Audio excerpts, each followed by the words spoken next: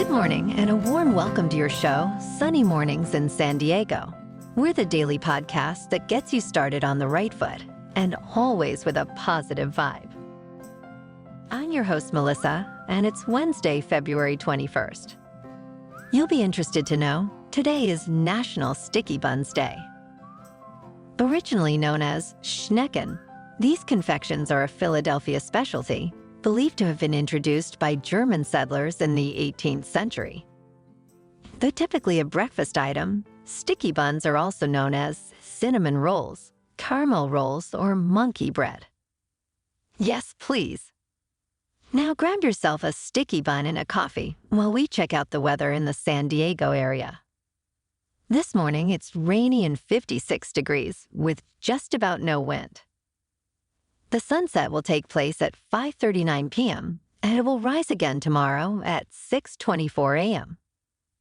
It looks like we're in for a chance of showers before 11 a.m., then partly sunny with a high near 63, and west wind 5 to 10 miles per hour. Chance of precipitation is 50%, with new rain amounts of less than 1/10 of an inch. Tonight, mostly cloudy with a low around 50 and northwest wind around 5 miles per hour. And now, the surf report. The west swell is easing, but still providing solid surf at some spots, aside from the rain. Expect head-high to overhead waves, particularly at better winter spots. Morning conditions will see well overhead waves, decreasing throughout the day. Light to moderate west-northwest wind are expected. The surf will continue to ease towards the weekend, with a modest new west-northwest swell possible later Friday. Conditions look favorable, especially in the mornings, with a trend towards smaller surf by the end of next weekend. Wednesday in Ocean Beach and South San Diego, it's looking rough for the most part, at 6 to 8 feet. With fair conditions before 9 a.m. and a 4-foot outgoing high tide. Best time to ride will be in the morning with little wind. Everything after 10 is looking unrideable. Air temps for the morning surf are around 58 degrees. The first high tide Wednesday will be 5 feet just after 7 a.m. with a -1 foot low tide at 2:15 p.m. The nearshore buoy at Scripps in La Jolla reads 60 degrees for the water temperature. Looking ahead in the weather, we'll see mostly sunny days with highs around 65 degrees and breezy conditions through Saturday.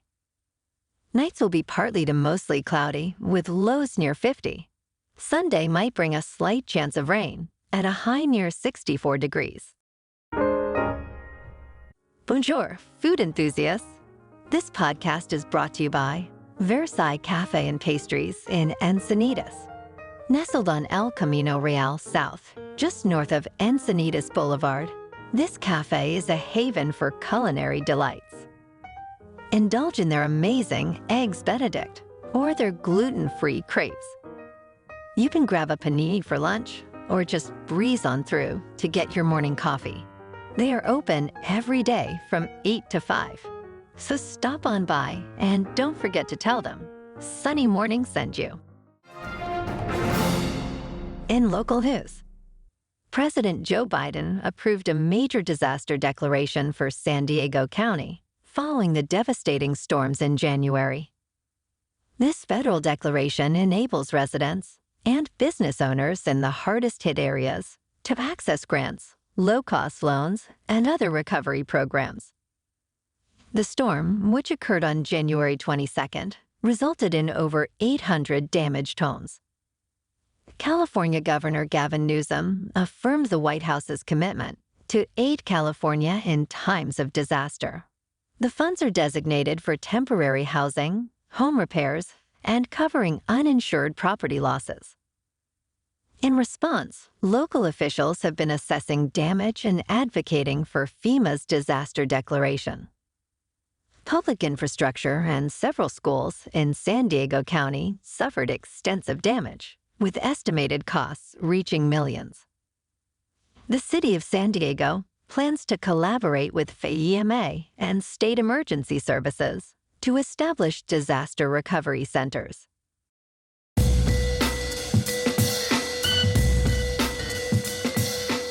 Now on to sports.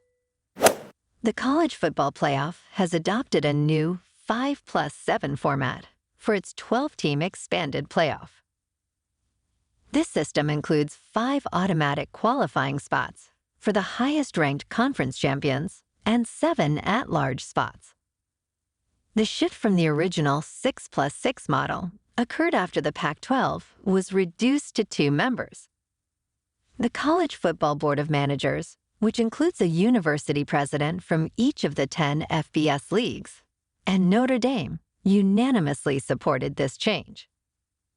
The Pac-12, despite falling short of the membership minimum for an automatic berth, benefits from increased at-large spots.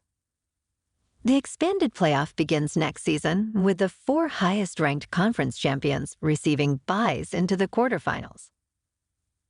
First-round games will start the 3rd week of December, competing with the NFL.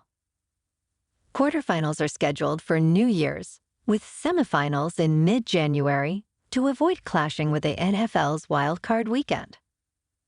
The championship game is set for January 20th, 2025. This format will be in place for at least the next 2 years. No basketball last night, but in national hockey, the Kings at home smoked the Blue Jackets 5-1. Tonight, the Ducks are at home to take on the Blue Jackets. In top news, have you ever heard of aptonyms? It's when your name eerily aligns with your career. Take Frank Fish, a marine biologist, or Carla Dove, who leads the feather identification lab at the Smithsonian, handling all things avian. Greg Pond, an aquatic biologist, echoes this unique coincidence, his surname mirroring his water-focused career. These are not isolated instances, but part of a fascinating pattern where names can curiously link to professions. This phenomenon extends to other areas too, like Betsy Weatherhead, an atmospheric scientist, and Jay Suk-chung, a blue crab researcher. Their names, unexpectedly, have become significant parts of their professional identity, sometimes even influencing opportunities. While some might see these names as mere coincidences, studies suggest there might be subtle psychological influences at play, with people possibly gravitating towards careers that reflect their names. In a world where names often blend into the background, for these individuals, their names stand out, adding a memorable twist to their professional journeys. In business news, in the finance world, cash remains king. Despite expectations of its decline, cash is holding strong, with investors pouring $128 billion into U.S. money market funds since the year's start. Corporate treasurers are also holding on to cash, with a record $4.4 trillion in reserves by the 3rd quarter's end.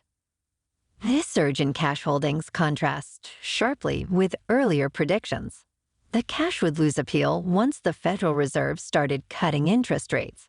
However, with policy easing expectations dialed back, cash remains attractive, especially in money market funds, offering returns of 4% or more. This trend isn't just a fleeting phenomenon.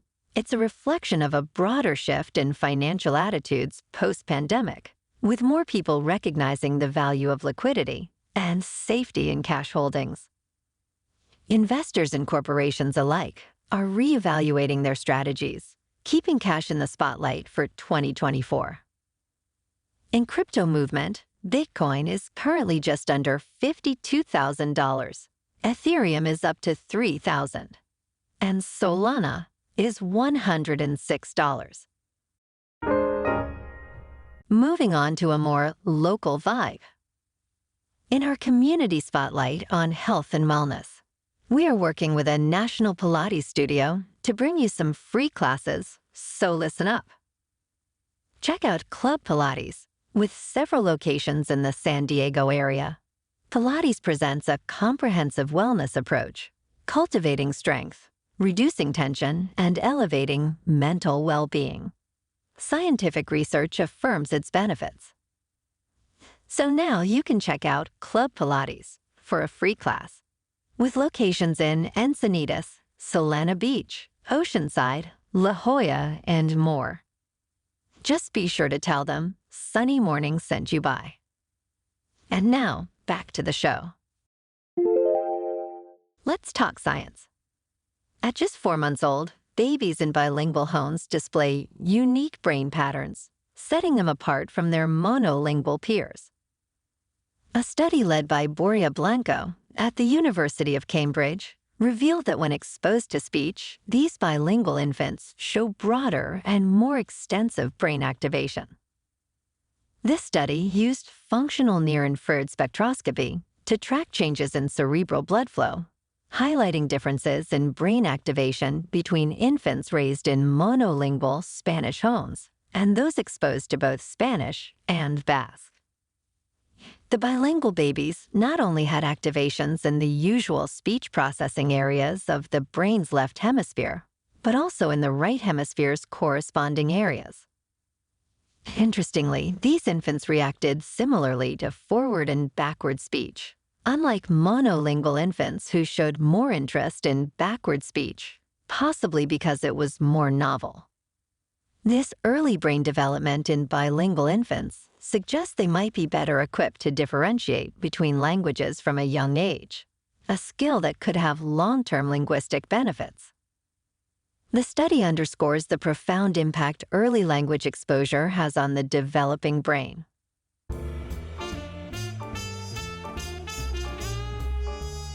And in entertainment news, Matt Damon, celebrated for his role as Jason Bourne, is keen on joining a potential new Bourne movie. Reports emerged in November about a possible new installment, with Edward Berger, acclaimed for the movie, All Quiet on the Western Front, rumored to direct.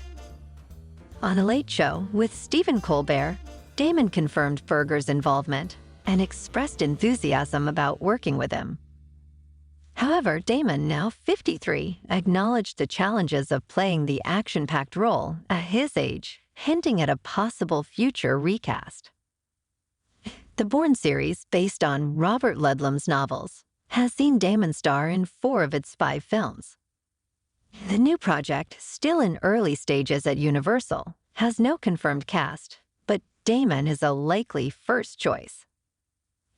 Damon's recent works include Oppenheimer, Drive-Away Dolls, and a forthcoming project with Ben Affleck. Well, alrighty folks, it's time for the quote of the day. And today, our quote comes from Matt Damon in Rounders. Great movie. Listen, here's the thing. If you can't spot the sucker in your first half hour at the table, then you are the sucker. Goof. Brutal. And that's a wrap for this morning. Remember to stay tuned tomorrow for more news and updates. Have an amazing day, my good friends.